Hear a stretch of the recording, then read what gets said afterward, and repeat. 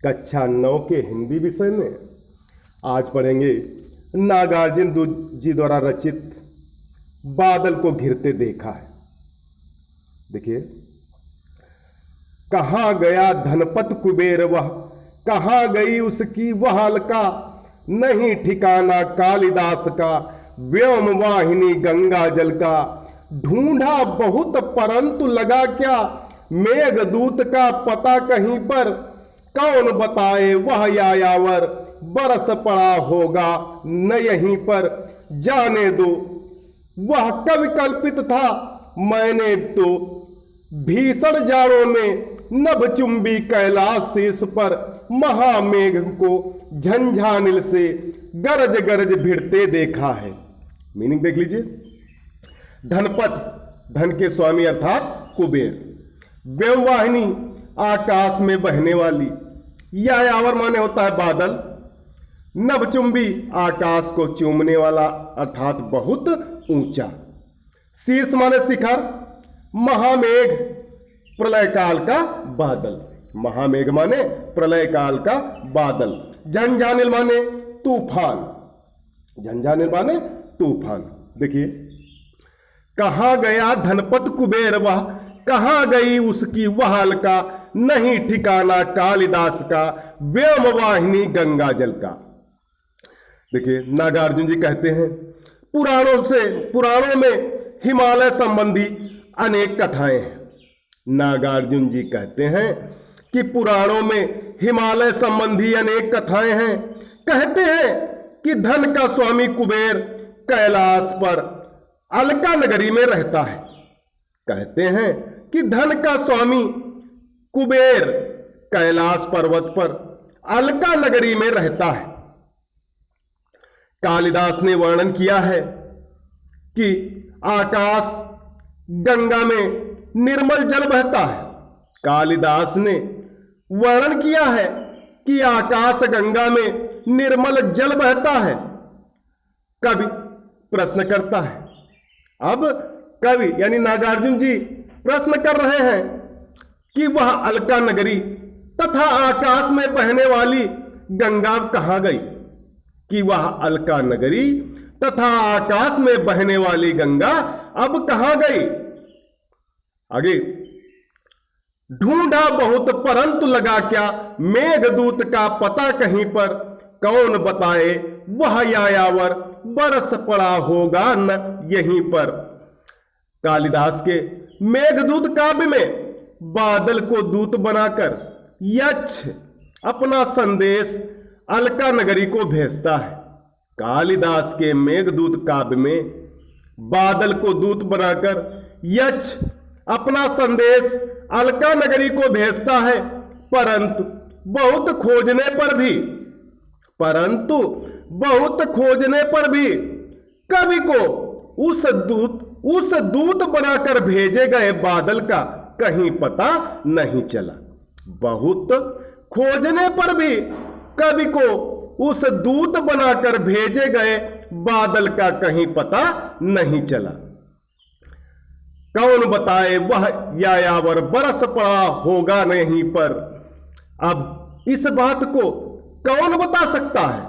अब इस बात को कौन बता सकता है कि वह दूत बनकर आया बादल, कि वह दूत बनकर आया बादल यहीं कहीं पर इस पर्वत के शिखर पर बरस पड़ा हो, कि वह दूत बनकर आया बादल यहीं कहीं इस पर्वत के शिखर पर बरस पड़ा हो।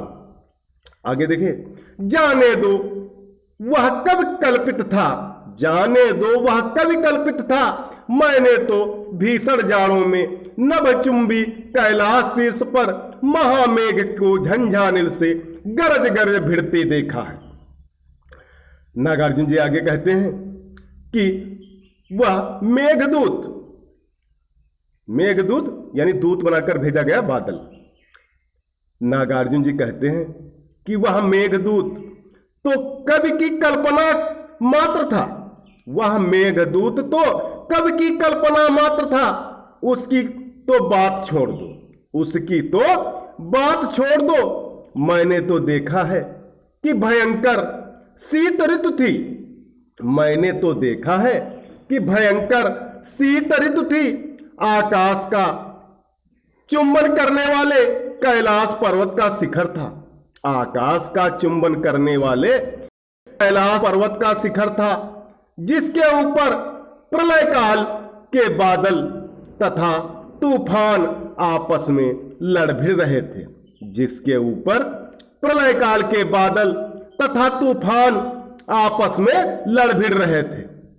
आगे देखिए, दुर्गम बर्फानी घाटी में 7 सहस्त्र फुट उच्च शिखर पर अलख नाभि से उठने वाले अपने ही उन्मादक परिमल के ऊपर धावित होकर तरल तरुण कस्तूरी मृग को अपने पर चिढ़ते देखा है। मीनिंग देख लीजिए इसमें, दुर्गम जहां कठिनाई से प्रवेश किया जा सके, जहां कठिनाई से प्रवेश किया जा सके उसे कहते हैं दुर्गम। बर्फानी घाटी में, बर्फ की चादर से ढकी हुई घाटी में 7 सहस्त्र सैकड़ों हजार, 7 सहस्त्र माने सैकड़ों हजार उच्च शिखर पर, ऊंची चोटी के ऊपर, अलख माने अलक्षित या न दिखलाई देती हुई, नाभि माने तोंदी, उन्मादक परिमल, उन्मादिनी सुगंध, उन्मादिनी सुगंध, धावित माने दौड़ते हुए, तरुण माने युवक, कस्तूरी मृग, कस्तूरीधारी हिरण। देखिए, दुर्गम बर्फानी घाटी में 7 सहस्त्र फुट उच्च शिखर पर अलख नाभि से उठने वाले अपने ही उन्मादक परिमल के ऊपर धावित होकर तरल तरुण कस्तूरी मृग को अपने पर चिढ़ते देखा है। नागार्जुन जी आगे कहते हैं कि हिमालय की बर्फ से ढकी दुर्गम घाटी है। नागार्जुन जी आगे कहते हैं कि हिमालय की बर्फ से ढकी दुर्गम घाटी है। दूसरी ओर सैकड़ों हजारों फीट ऊंचा पर्वत का शिखर है। दूसरी ओर सैकड़ों हजारों फीट ऊंचा पर्वत का शिखर है। वहां कस्तूरी मृग वाले हिरण घूमते हैं। वहां कस्तूरी मृग वाले हिरण घूमते हैं। उनकी नाभि में कस्तूरी छिपी रहती है। उनकी नाभि में कस्तूरी छिपी रहती है। वे अपनी मस्ती भर देने वाली कस्तूरी की सुगंध की खोज में इधर से उधर दौड़ते फिरते हैं। वे अपनी मस्ती भर देने वाली कस्तूरी की सुगंध की खोज में इधर से उधर दौड़ते फिरते रहते हैं। तरल तरुणी कस्तूरी मृग को अपने पर चिढ़ते देखा है। कब कहता है कि मैंने ऐसे चंचल नौजवान कस्तूरी वाले हिरण को गंध का स्रोत न खोज पाने पर अपने आप से ही चिढ़ते हुए देखा है। कवि कहता है कि मैंने ऐसे चंचल नौजवान कस्तूरी वाले हिरण को गंध का स्रोत न खोज पाने पर अपने आप से ही चिढ़ते हुए देखा है। तो प्यारे बच्चों, आज के लिए इतना ही। सभी बच्चे इसकी ससंदर्भ सहित व्याख्या लिखकर ग्रुप पर डालें।